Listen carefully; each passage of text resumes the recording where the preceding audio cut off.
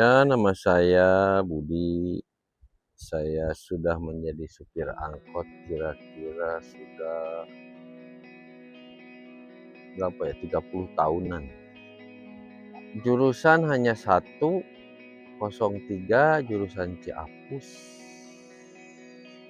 Tidak berubah-ubah selama ini. Nggak ada pilihan lain karena mencari kerja sulit.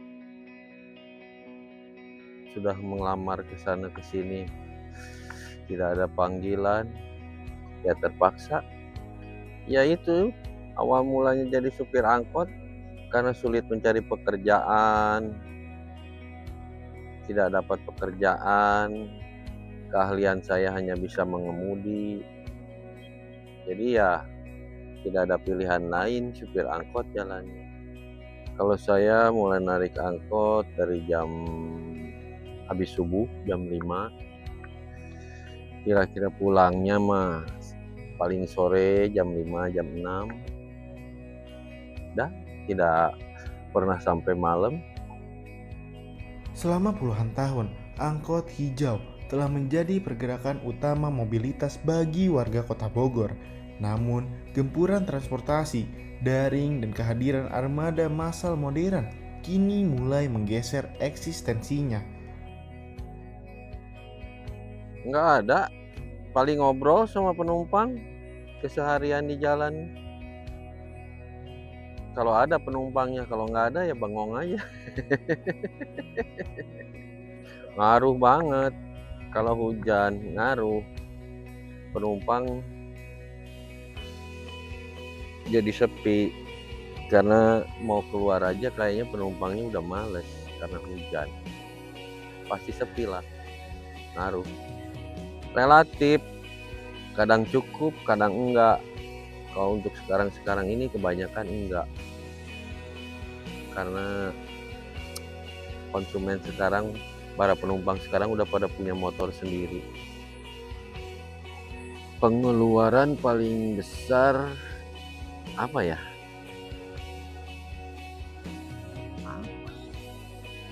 Untuk kebutuhan sehari-hari lah. Kebutuhan hidup sehari-hari nggak ada. Pengeluaran paling besar apa kalau bukan untuk keluarga? Memang kalau dari saya sendiri, penghasilan utamanya untuk keluarga ya dari supir angkot ini. Memaksa angkot berjuang bertahan di tengah derasnya arus modernisasi jalanan kota. Meski begitu, kabin tuanya tetaplah sebuah miniatur kehidupan yang jujur. Di atas bangku kulit yang mulai mengelupas, seorang mahasiswa duduk berdampingan dengan pedagang pasar yang membawa sisa peluh pagi.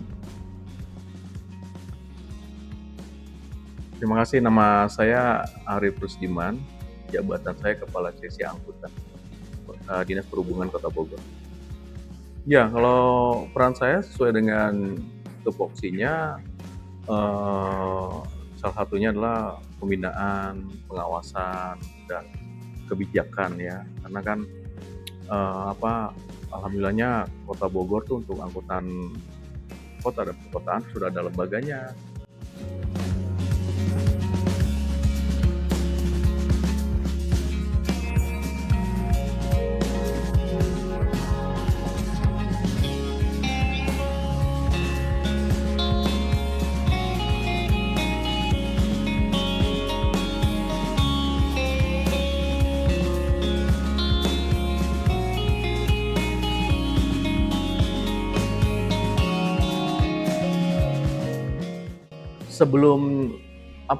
Sebelum kecanggihan teknologi mungkin eranya sekarang itu kan angkot memang sangat dibutuhkan.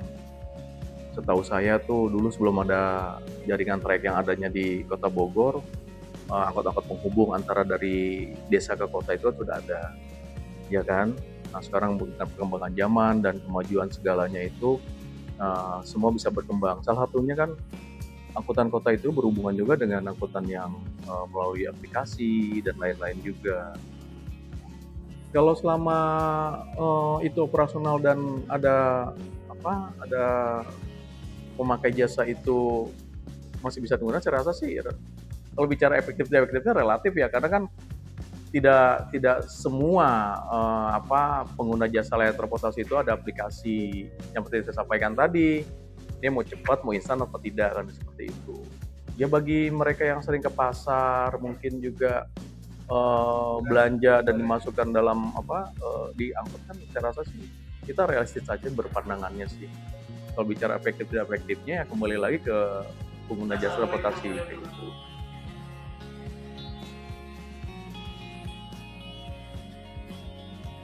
Tantangan terbesar dihadapi angkot saat ini bukan hanya soal kalah saing dengan teknologi, tetapi juga tuntutan permajaan armada. Banyak kendaraan yang kondisinya sudah tidak prima lagi, sehingga pemerintah kota mulai menerapkan kebijakan konversi dan penataan rute baru. Bagi para pemilik sopir angkot, aturan ini menjadi dilema berat karena memerlukan modal besar di tengah pendapatan mereka yang justru sedang menurun drastis.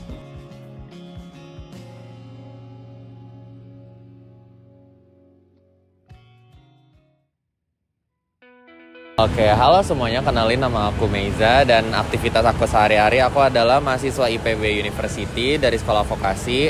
Dan aku adalah mahasiswa yang PP nih, pulang pergi dari Ciawi ke Kota Bogor ini karena kampusnya kan di Kota Bogor ya. Jadi gitu Kak, ya.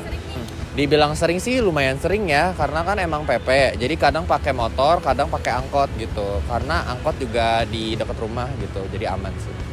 Sebenarnya kalau gitu karena angkot kan di Bogor kan banyak banget ya, jadi kayak lebih mudah dijangkau aja sih dibanding dengan transportasi yang lain gitu. Ya menurut aku kayak gitu sih.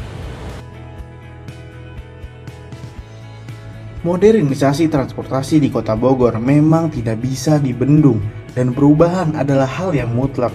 Namun, menghapus angkot hijau sepenuhnya juga bukan perkara mudah. Bagaimanapun, angkot telah membentuk sistem mobilitas kota ini selama puluhan tahun dan akan terus bertahan selama masyarakat masih membutuhkan transportasi yang merakyat.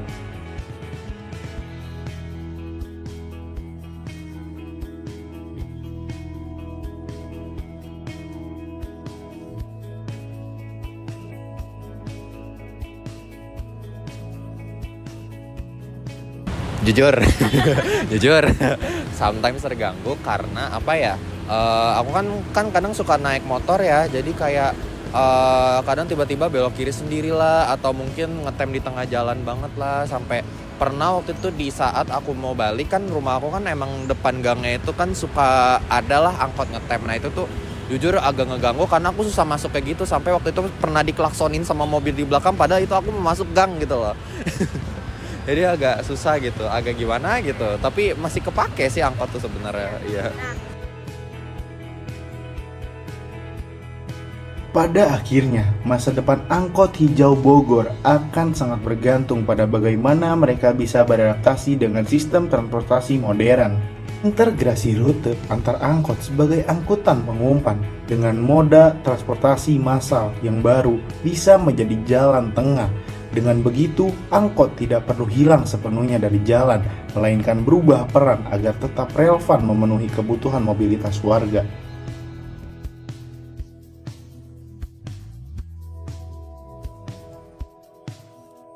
Jujur masih dibutuhkan karena beberapa rute angkot itu tuh ada yang apa sih yang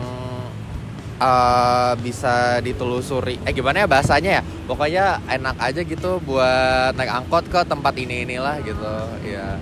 Oke, mungkin untuk transportasi umum apalagi angkot ya, semoga sih jumlahnya jangan terlalu banyak, lebih dibenerin lagi. Terus kayak kalau bisa sih lebih diteraturin aja sih, karena kan kalau terlalu banyak juga nggak baik ya, apalagi kayak sampai ngeganggu banyak kendaraan lain yang ngerasa aduh angkot ini banget sih terlalu banyak, walaupun itu juga sama-sama ngebantu gitu. Tapi kan kalau nggak teratur gini ya sama-sama ngerugiin orang lain gak sih. Jadi diharapkan sih Kota Bogor ini bisa mirip Jakarta ya, untuk sistem angkotnya itu kayak ada Jaklingko gitu-gitu ya, dan lain sebagainya. Ya semoga pemerintah Kota Bogor bisalah menanggulangi permasalahan ini, karena kan bukan aku doang nih yang ngerasa kayak gitu, pasti yang lain juga. Walaupun emang angkot juga membantu ekonomi masyarakat, tapi kan ya harus tahu lah gimana diaturnya gitu. Tidak ada kasta di sini. Semua membayar tarif yang sama dan merasakan guncangan yang sama saat roda menghantam lubang jalanan. Dari trayek 02 yang membelah Sukasari hingga trayek kabupaten yang menembus kebun kaki gunung, angkot setia menjadi saksi bisu perjuangan kelas pekerja urban. Ia bukan sekedar alat transportasi, melainkan bagian dari jiwa kota hujan yang merekam jejak, keringat, dan harapan warganya yang terus maju.